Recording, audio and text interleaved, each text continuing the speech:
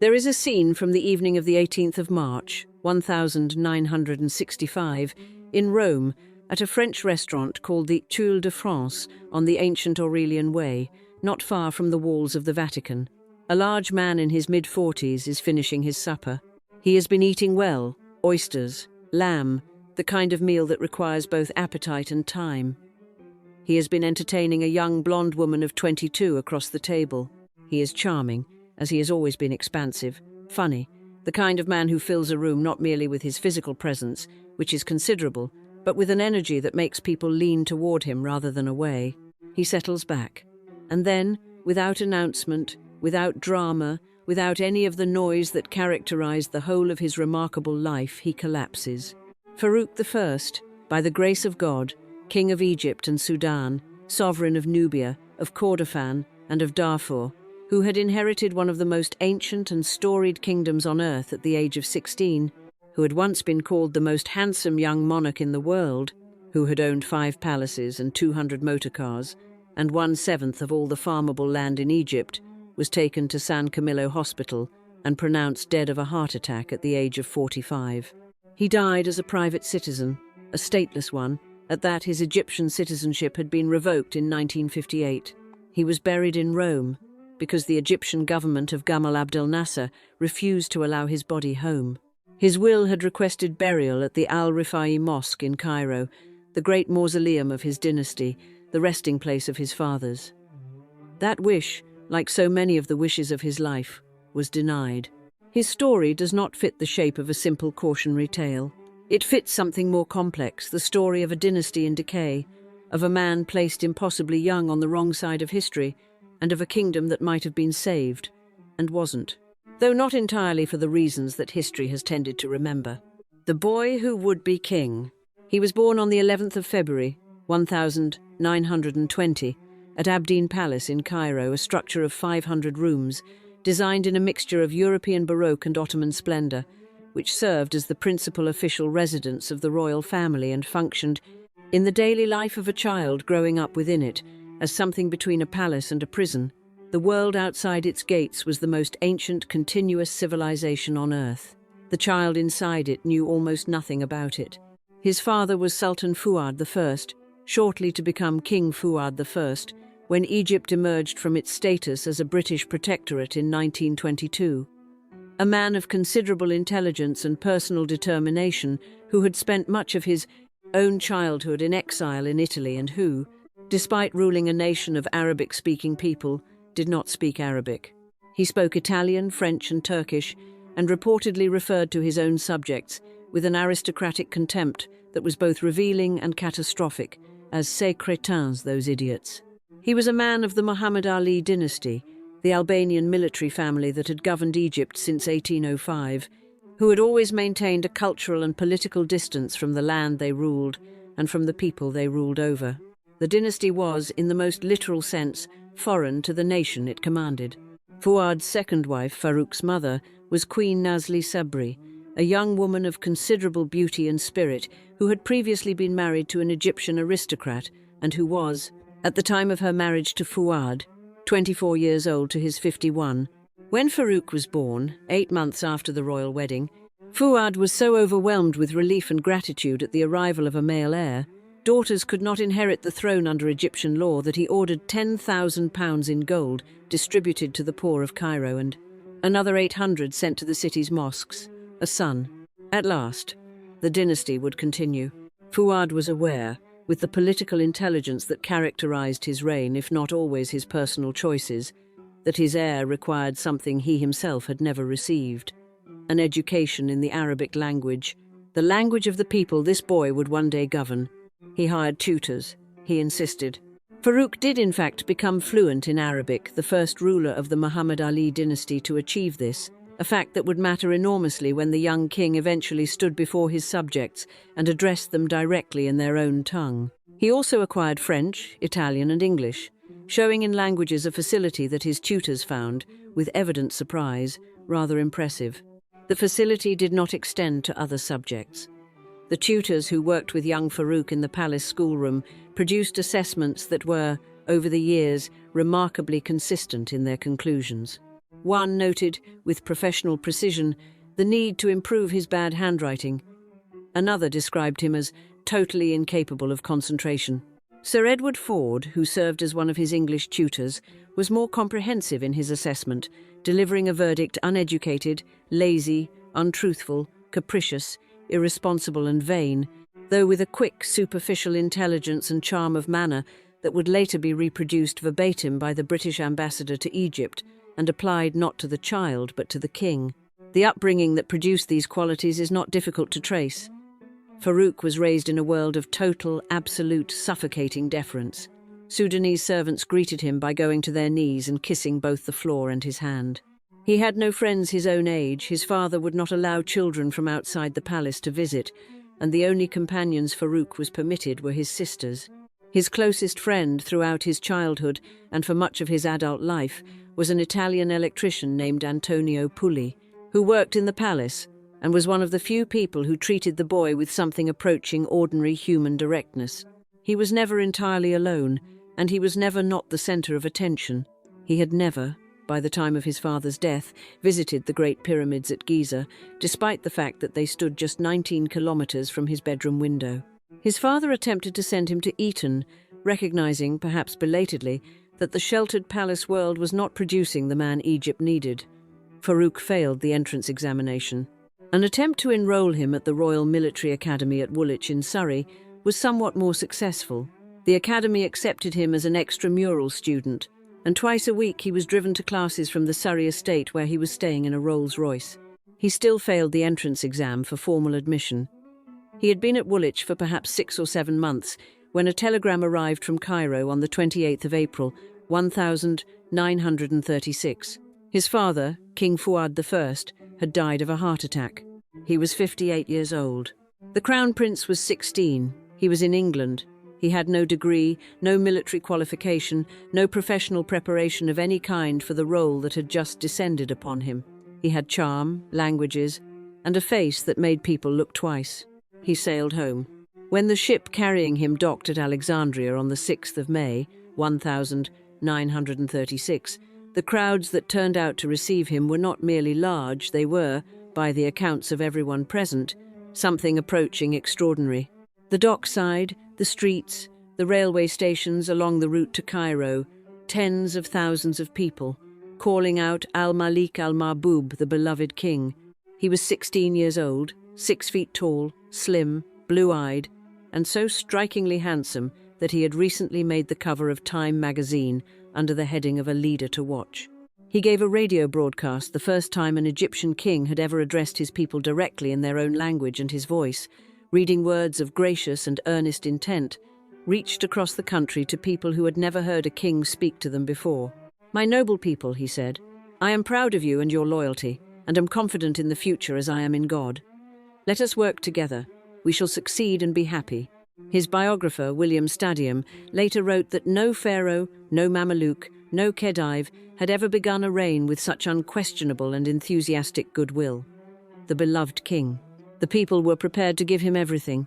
What he did with that gift is the story that follows. The man who would not be managed.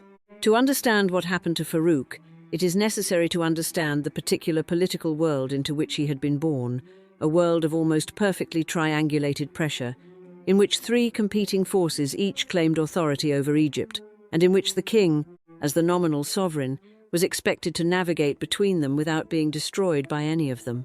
The first force was the British Empire. Egypt had been, since 1882, under effective British military and political control, first as an occupation, then as a protectorate, and after 1922 as a nominally independent kingdom that nonetheless housed British troops, deferred to British diplomatic wishes, and was governed in its foreign relations largely by British interests. The Anglo-Egyptian Treaty of 1936, signed in the year of Farouk's succession, formalized some of this. It required British forces to withdraw to the Suez Canal zone, reduced the status of the British presence from High Commissioner to Ambassador, and granted Egypt formal membership of the League of Nations. It also, quietly, retained the right of British forces to return in the event of war. Within 3 years, there was a war. The second force was the Wafd Party, the dominant popular political movement in Egypt, led by Mustafa el-Nahas, with roots in the 1919 revolution against British occupation and genuine mass support among the Egyptian people. The Wafd was nationalist, anti-British, and democratic in its rhetoric, and its popularity gave it a legitimacy that neither the palace nor the British occupation could match in the streets. The relationship between the palace and the Wafd was one of permanent, watchful hostility, each regarding the other as a threat to its own authority, and both being correct. The third force was the palace itself, the king, with his constitutional powers, his personal advisors, and the machinery of royal patronage that distributed appointments and contracts and favours through a system that was, in its later years under Farouk, comprehensively corrupt. Into this triangle stepped a 16-year-old boy who had never been to a school, had no political education, and whose primary advisor, Prince Ahmed Hassanein, the cultivated, the multilingual courtier who was perhaps the most capable man in the Egyptian royal household, would die in a car accident in February 1946, at the moment when Farouk most needed him. The British ambassador who received Farouk when he arrived on the throne was Sir Miles Lampson, a man of enormous physical size, considerable diplomatic experience, and an attitude toward the young king that those who observed it described with consistent discomfort as contemptuous. Lampson was 49 when Farouk was 16. He had served in China, Siberia, and the League of Nations before arriving in Cairo. He wrote to the Foreign Office that the new king was uneducated, lazy, untruthful, capricious, irresponsible, and vain, with a quick, superficial intelligence and charm of manner. He referred to Farouk, privately and apparently without irony, as the boy. He treated the sovereign of a nominally independent nation with the casual authority of a man accustomed to managing territories that belonged, in his mind, to someone else. Farouk, for his part, loathed Lampson with an intensity that was entirely understandable and that unfortunately consumed energy he could not afford to waste. He dismissed every British servant his father had employed. He kept the Italian ones partly because of his father's Italophile tendencies, partly because Italy was, until 1940, not yet at war with Britain, and partly because he knew it irritated Lampson. There is a story, almost certainly true, that when Lampson pressed him to intern his Italian servants after Italy entered the war, Farouk replied, "I'll get rid of my Italians when you get rid of yours." Lampson's wife was Italian. The remark was enjoyed everywhere in Cairo except at the British embassy. The young king showed, in these early years, flashes of the political instinct he might have developed into something more sustaining had the circumstances permitted. He presented himself to the Egyptian people as genuinely one of them. He attended Friday prayers, spoke Arabic fluently in public, walked markets, threw gold coins from his motorcade. He undertook genuine administrative reform. The education budget increased sixfold during his reign. The Ministry of Social Affairs was established, hospitals were built, workers' wages were legislated upward. These were not the accomplishments of an entirely empty man. But the palace world was corroding him from within, and the broader political world was producing pressures that a man of his preparation, or lack of it, could not adequately manage.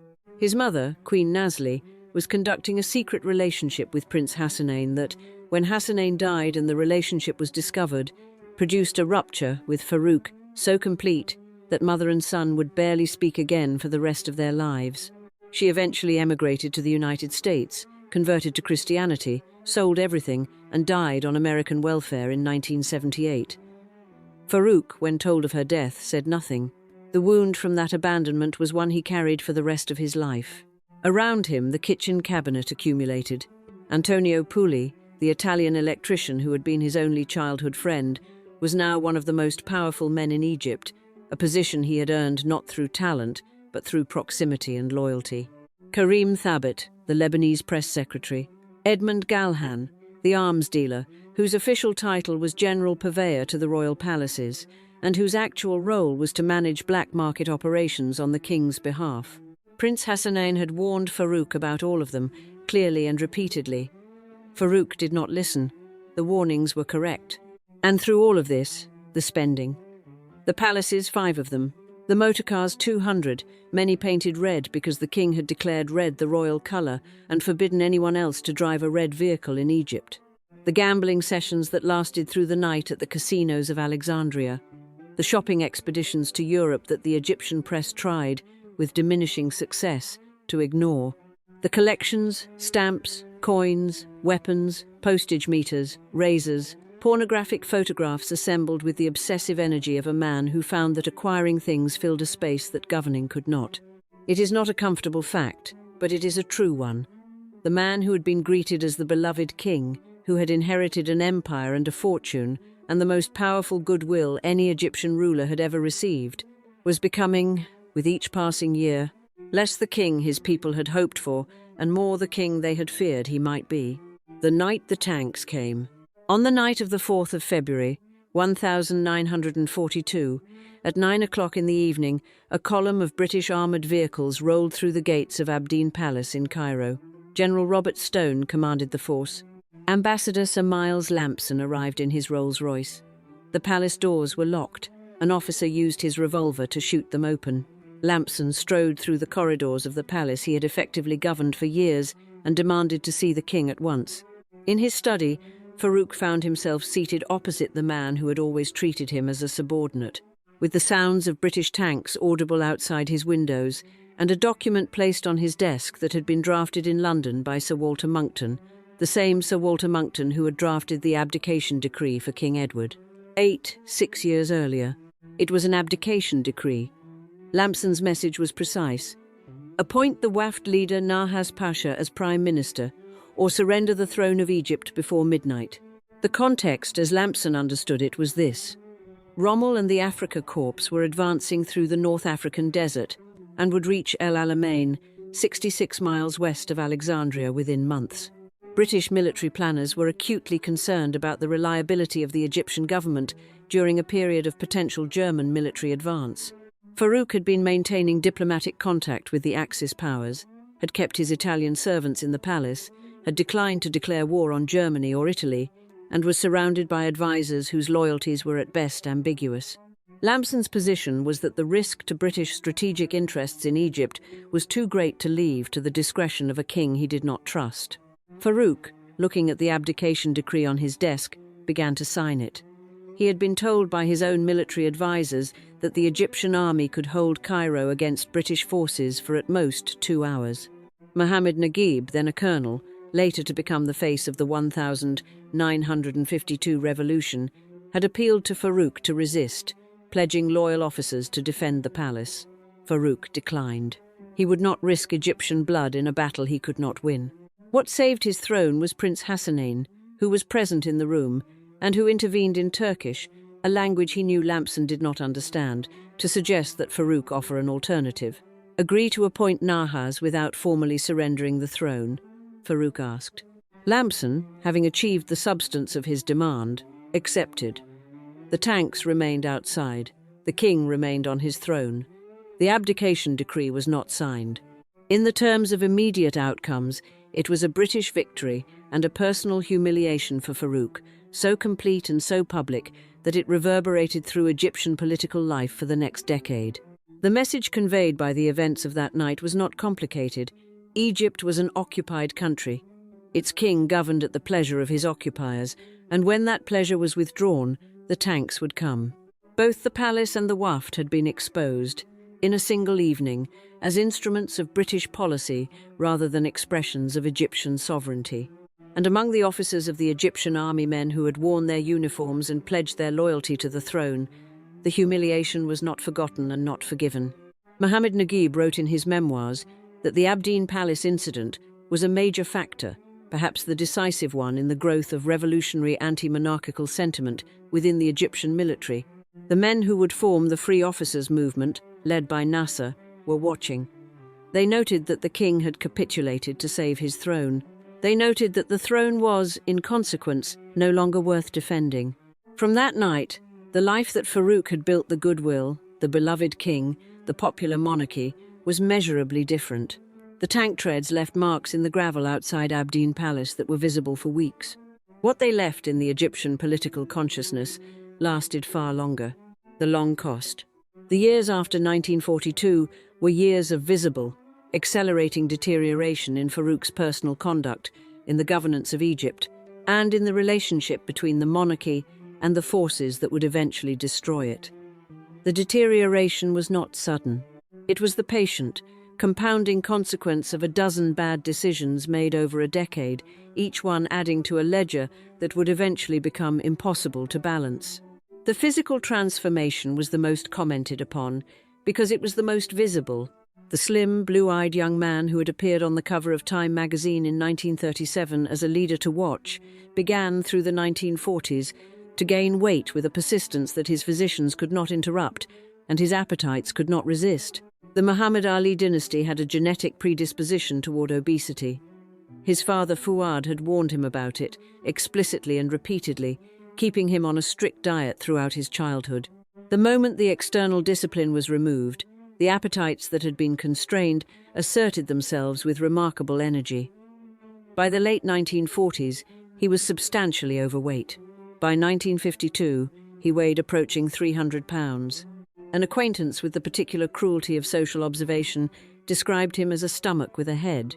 This was not merely an aesthetic change. It was the outward expression of something happening internally, the progressive replacement of the disciplines required for governance with the undisciplined satisfaction of immediate desires. The night-long gambling sessions at Montaza Palace, the prodigious eating, the stories of his appetites, accumulated across his biographies, have the quality of legend, though most are well documented.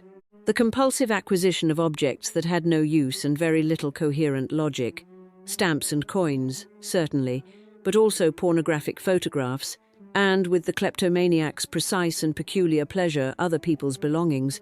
The kleptomania deserves a particular note, because it was not merely an embarrassing personal habit, but a political fact with documented consequences. He stole a ceremonial sword from the Shah of Iran during a state visit. He stole a pocket watch from Winston Churchill at a diplomatic dinner, a family heirloom that Churchill noticed missing almost immediately, producing a crisis of diplomatic awkwardness that was only resolved when Farouk, sheepishly, claimed to have found it. He pickpocketed commoners during his incognito nocturnal expeditions through the streets of Cairo, mingling with the city's nightlife in the hours when a king was supposed to be governing his kingdom. He was known in the Cairo of this period as the Thief of Cairo, a nickname applied with the mixture of derision and reluctant amusement that Cairenes, who had a long history of managing powerful men whose appetites exceeded their judgment, reserved for those who had become simultaneously too grand and too ridiculous to be treated with simple contempt. Meanwhile, the country he was supposed to be governing was in a condition of deepening distress. The 1947 cholera epidemic killed 80,000 Egyptians. The gap between the extreme wealth of the landowning class of which Farouk was the supreme representative, owning 1/7 of all arable land in Egypt, at his accession, and the extreme poverty of the peasant majority, was not merely an injustice, but a political powder keg.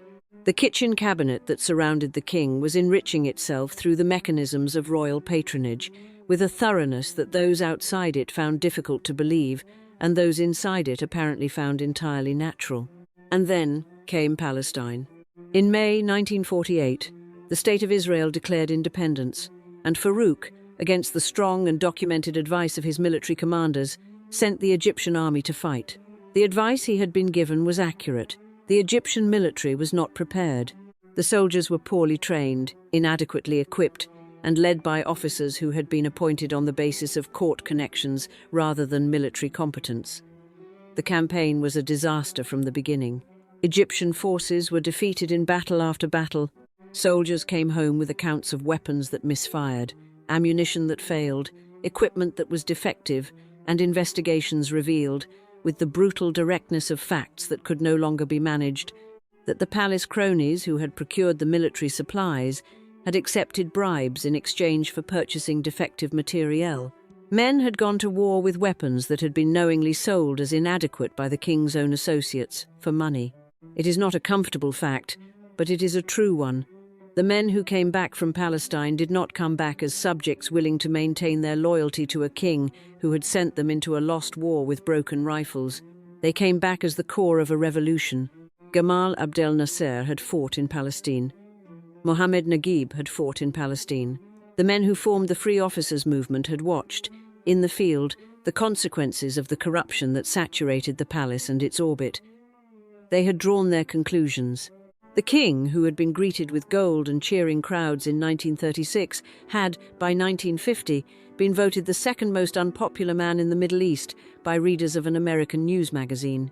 First place, in a particular historical irony, was held by Sir Miles Lampson. In November 1951, Nahas Pasha, back as Prime Minister, unilaterally abrogated the Anglo-Egyptian Treaty of 1936, provoking a military confrontation with Britain over the Suez Canal zone. In January 1952, British forces surrounded the auxiliary police barracks at Ismailia, and, in a battle that killed 43 Egyptian policemen and 3 British soldiers, levelled the building. The following day, the 26th of January, 1952 Cairo burned. Anti-British riots consumed the city's downtown. Hotels, restaurants, department stores and cinemas were set alight. The damage was catastrophic. Farouk was at a luncheon when it began. He dismissed Nahas that evening and appointed a new government. Over the next 6 months, he would appoint 5 more.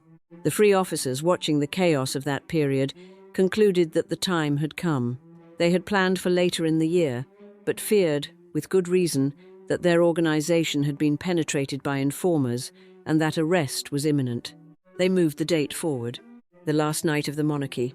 The 23rd of July, 1952, began in the early hours before dawn.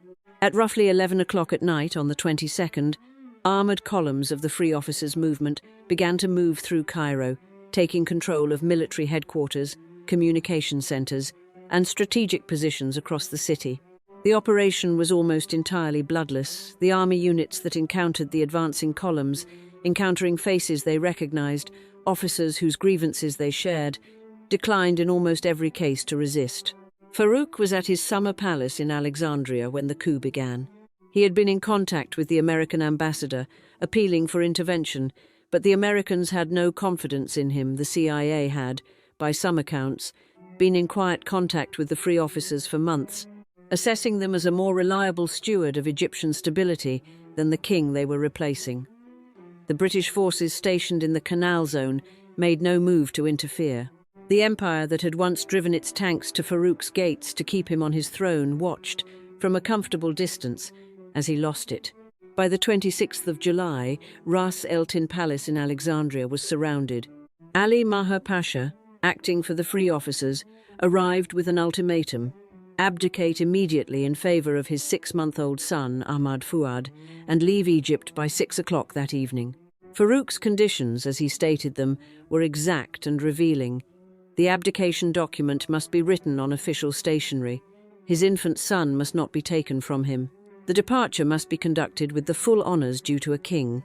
He would not, in other words, be dragged out.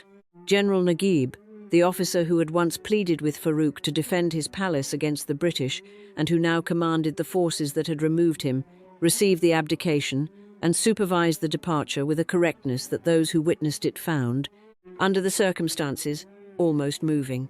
At 6 in the evening of the 26th of July, 1952, Farouk descended to the harbour at Alexandria in naval dress uniform and dark glasses, walked to the dock, and boarded the royal yacht Marusa, the same vessel his dynasty had used for generations, the ship that had carried his father's body home from France, the ship that had transported the Khedive Ismail into his own exile 80 years before. He was seen off to the sound of a military salute. He was 32 years old. Some of the officers present wanted to kill him. Naguib refused. His reported response to those who argued for a more final solution was both practical and, in its way, decent. "Let him go," he said. "He has suffered enough." The Marusa sailed for Naples. Behind it, Egypt had already begun the process of becoming something new. A year later, on the 18th of June, 1953, the revolutionary government formally abolished the monarchy, ending 148 years of the Muhammad Ali dynasty's rule over Egypt. The republic was declared. Farouk's infant son, who had been king for 11 months, became simply Ahmed Fuad, a child in exile, who would grow up in Switzerland and live quietly into old age, mourning a throne that was abolished before he could walk. The Exile. He arrived in Italy, as he had always arrived everywhere, with a certain amount of ceremony and rather less substance than the ceremony suggested. He went first to Capri, staying, with an irony that those who noted it found difficult not to appreciate, at the Eden Paradiso Hotel. He then moved to Monaco, where his friend Prince Rainier III, who would himself marry a Hollywood actress 2 years later, in a wedding ceremony watched by 30 million television viewers, granted him Monegasque citizenship in 1959, after Egypt formally revoked his. He eventually settled in Rome, and it was in Rome that he lived out the 13 years of his exile years that were, in their external texture, a continuation of the life he had always lived, stripped of its formal trappings, but otherwise remarkably unchanged in character. He ate. He ate extraordinarily. By the accounts of everyone who encountered him in this period, the midnight suppers that lasted until 2 or 3 in the morning, the restaurant meals that required 4 or 5 courses of serious engagement before the evening could be considered concluded, the continuous, focused consumption of the best food available in a city that considered the preparation of food among the highest of the civilized arts. His weight, which had been substantial in 1952, continued to increase. By the early 1960s, those who had known him in his kingship found, in the very large man across the dinner table, a difficulty in locating the slim, the handsome young monarch who had waved from the deck of a ship to cheering crowds at Alexandria Harbour in 1936. He continued to collect. Without a palace to store things in, without the resources of a royal treasury to fund the acquisitions, the collecting became more modest in scale, but no less compulsive in character. He frequented the antique markets and the auction houses. He continued to gamble, though at a level the reduced circumstances of his income could accommodate. The Egyptian government had seized his palaces, his land, his vehicles, his collections, auctioning them off in a series of public sales that Cairo attended, still a mixture of fascination and satisfaction that accompanies the public dispersal of a hated regime's possessions. Among the items found in the royal collections was a quantity of pornography sufficient to cause considerable comment. Also found was one of the rarest coins in the world, an American 1933 double eagle gold piece, one of a handful known to exist and technically the property of the United States government, which had never officially released it into circulation. The coin disappeared before it could be formally claimed, in a final act of royal acquisition that outlasted the monarchy itself. In exile, Farouk was famous for being famous, a fixture of the gossip columns of the international press, photographed at restaurants and at casinos, and at parties given by the kind of wealthy Europeans who found dethroned monarchs an interesting addition to a guest list. He was charming company, genuinely funny, possessed of the social energy that had always been his most reliable quality. He was also a man living, in the deepest sense, without purpose, a king without a kingdom, a father without his children for much of the year, a man of 50 whose physical condition was the cumulative record of 30 years of appetites, imperfectly managed. He met, in these Roman years, an Italian opera singer named Irma Capice Minutolo, who became his companion and who claimed, some decades after his death, that they had been secretly married in 1957. Whether this was true is disputed. What is not disputed is that she provided him with a quality of company and steadiness that his later years required, and that the public glamour of his social life did not supply. His former wife, Queen Nariman, the 18-year-old girl he had married in 1951, who had given him his longed-for son and heir, and who had walked down the gangplank of the Marusa behind him on the evening of the 26th of July, divorced him in 1954. His first wife, Queen Farida Safinaz Zulfikar, whom he had married at 18 and divorced when she failed to produce a male heir after a decade of daughters had remarried. His mother was in America, converted, selling her jewels, refusing to speak to him. His daughter, Princess Fariel, one of 3 daughters from his first marriage, believed to the end of her life that he had been poisoned by NASA's intelligence services, that the collapse at the Ile-de-France was not cardiac arrest, but assassination. No autopsy was performed.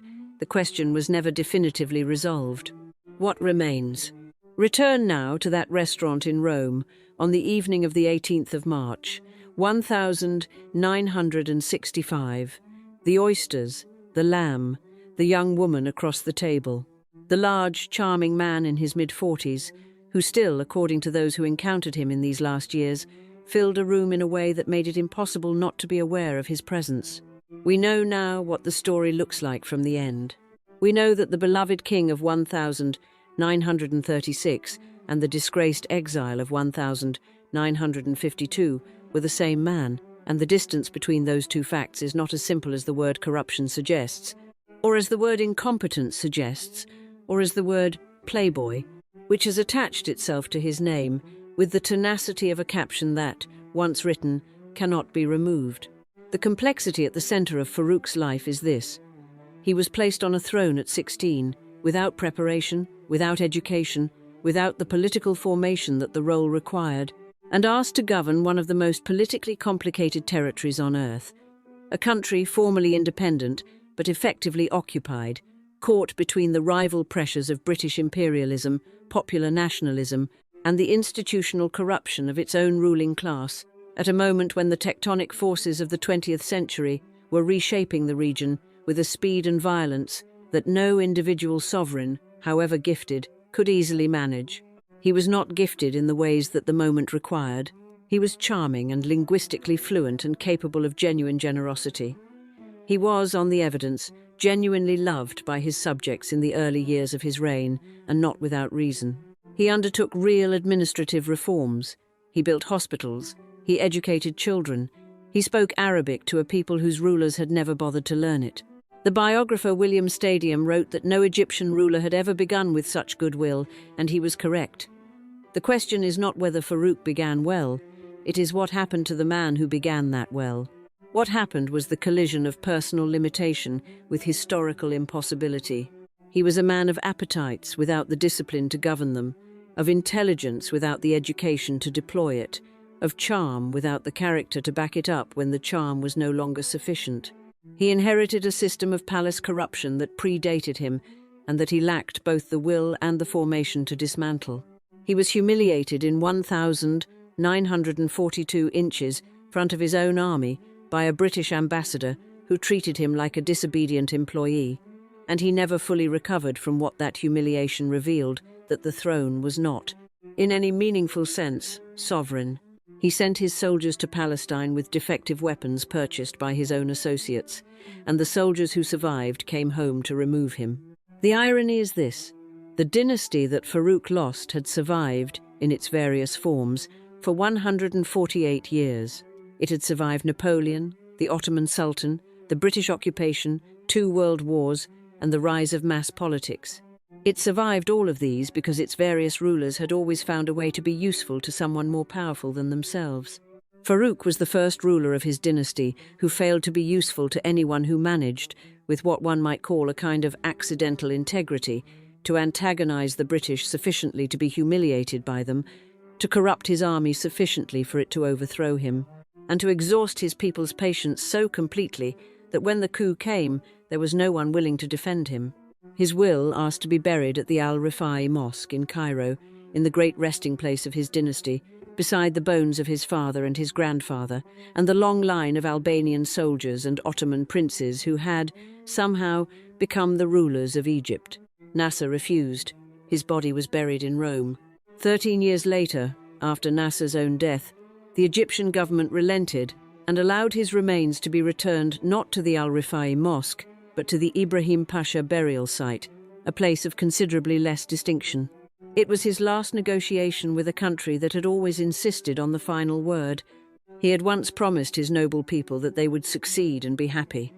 The promise was not kept, but it was, at 16, sincerely made, and there is something in that early sincerity, that undefended young man standing at a microphone and speaking Arabic to a nation that had never been addressed this way before, that the decades of tabloid mythology have consistently obscured. He was more than the Playboy King, he was also the beloved king. And the distance between those two truths is the whole of his story and the whole of his country's grief. If you enjoyed this video, please like and subscribe to our channel so you never miss out on more fascinating stories.